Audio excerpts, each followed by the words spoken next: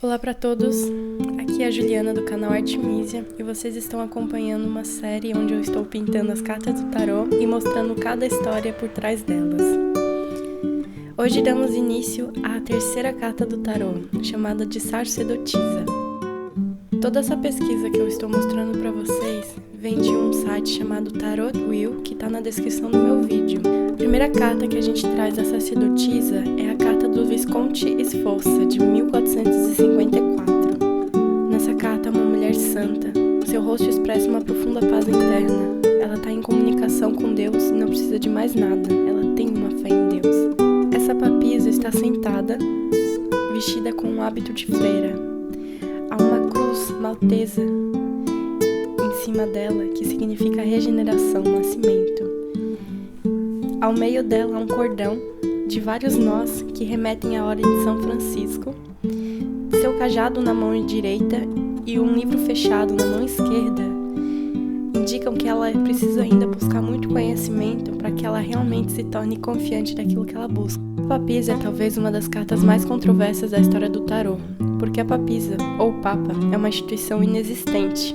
Enquanto o papa é um homem casado com a igreja, ele não pode ser casado com uma mulher. Diante disso, uma papisa não pode existir. Na arte renascentista e medieval, as papas são muito raras. Representar uma papisa era considerado herege, então você arriscava a vida enquanto pintava elas. Então, antes de 1500, encontramos apenas imagens de papisa em manuscritos iluminados, em crônicas, em lendas, em um contexto muito especial. Essas imagens aqui, elas mostram uma lenda chamada Legend of the Pope Joan. A Pope Joan, ou seja, a Papa Joana em português, queria ser um padre. Então ela se disfarçou, se tornou esse papa muito bem esclarecido, muito bem com sucesso. Então, um dia, ela deu à luz uma criança, deixando claro que ela era mulher. O que aconteceu então? Ela foi removida do cargo.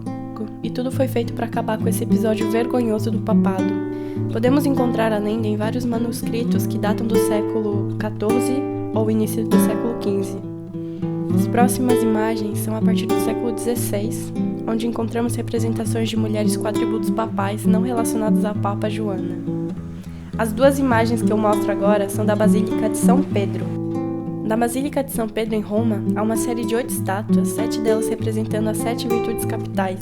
A estátua 8, que é essa que eu estou mostrando, representa a alegoria da Igreja Católica Romana, representada por uma mulher com atributos papais. Já nesta imagem da Capela de Cânones, é uma das muitas representações da Madonna de Loreto, coroada com a tiara papal. A conclusão é clara. A papisa faz parte da tradição católica, embora ela nem sempre seja chamada de papisa. A imagem mais forte é a da alegoria. Agora é quando a França, a Itália, a Alemanha, elas começam a se diferenciar das cartas. A primeira carta vemos aqui é a papisa de 1557 do baralho criado por Kathleen Geoffroy em Lyon. Depois, o tarô anônimo de Paris, no início do século XVII. E depois, a papisa de Jacques Vievel, também de Paris e publicada em meados do século XVII. Todos os três estão na tradição da alegoria da igreja.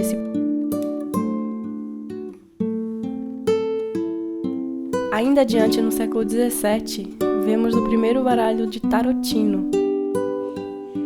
Depois, uma versão italiana do tarô de Marsella com títulos franceses feito por Francesco Berti no final do século XVII em Bolonha.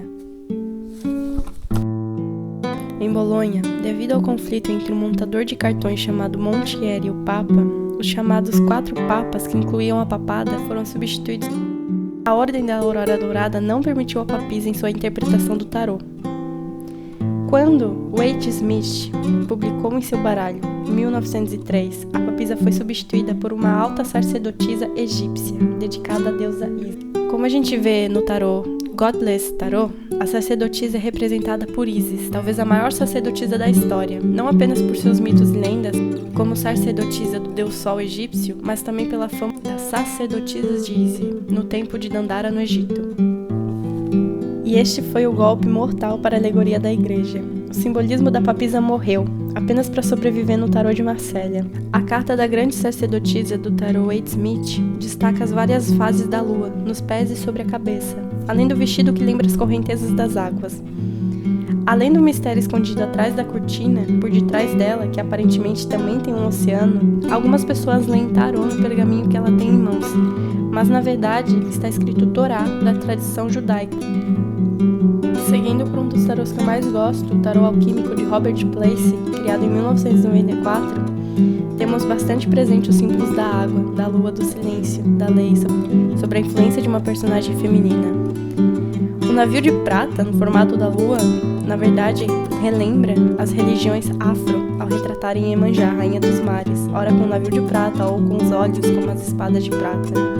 E em seguida, temos o tarô que mostra a feiticeira dessa vez, em vez de sacerdotisa. Esse tarô se chama Fairy Tale Tarot, de 2004, criada pela Lisa Hunt, onde já vai totalmente para aquela mulher da intuição, da bruxa, das águas.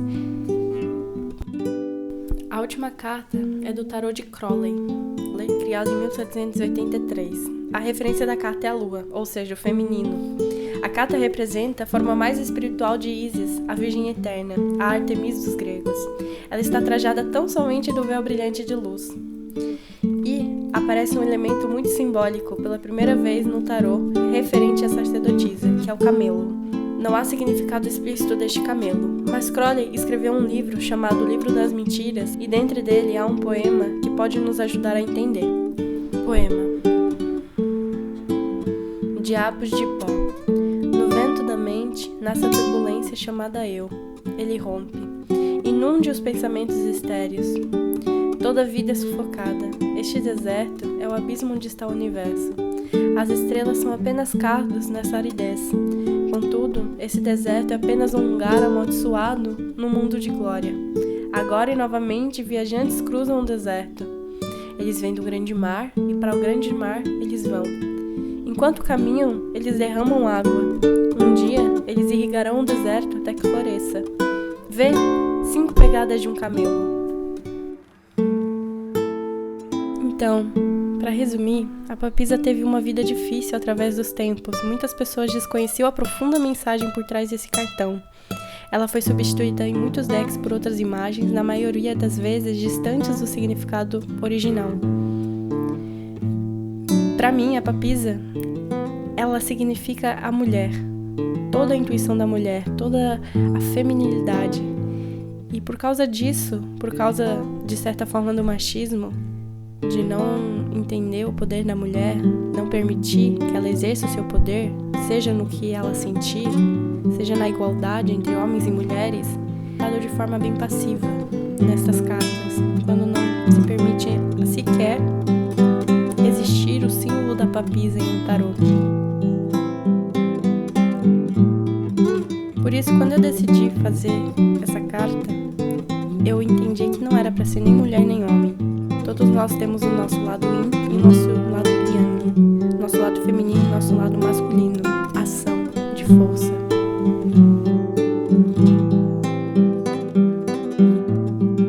Estão buscando o seu poder em meio às águas, em meio às sombras, em meio à escuridão, à luz. E entender aquilo que já está escrito nos livros e ao mesmo tempo, quem sabe, criar, fertilizar novos livros, fertilizar novos conhecimentos. Sempre há uma escolha, sempre há uma sabedoria por trás da escolha. Sempre há um momento de conexão com as águas interiores, com as nossas emoções interiores. Aquele momento em que a gente olha para o nosso ego e se depara com o que a gente quer ser ou o que a gente não quer ser.